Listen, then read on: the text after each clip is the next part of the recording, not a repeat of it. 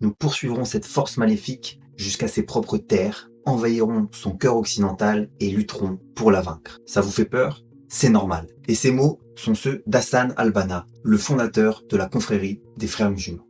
Après plusieurs semaines d'attente, le Figaro dévoile le rapport tant attendu sur cette organisation peu connue du grand public. La confrérie des frères musulmans, fondée en 1928 en Égypte, s'est implantée progressivement dans toute l'Europe à partir des années 1950. En France, le rapport dévoile une implantation territoriale très importante des frères musulmans.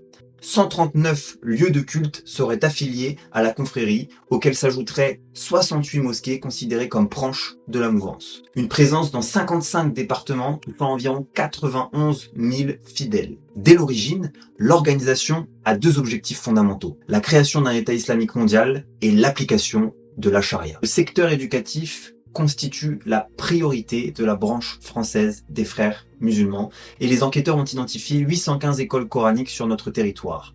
114 de ces écoles seraient rattachées à la mouvance. Le rapport met en lumière plusieurs piliers stratégiques utilisés par les frères musulmans. Le premier, évidemment, c'est l'instrumentalisation du port du voile qui devient l'étendard de la préservation de la religion pour les frères musulmans dans un pays sécularisé et laïque comme la France. C'est devenu une pratique qui s'étend à un nombre très élevé de jeunes filles qui désormais portent le voile dès le plus jeune âge, à 5 ou 6 ans.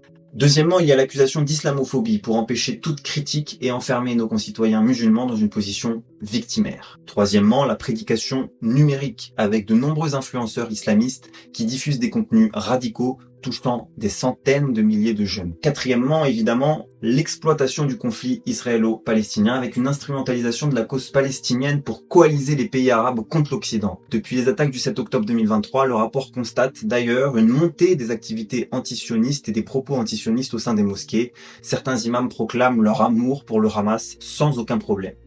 Et figurez-vous que ce problème concerne principalement l'Occident.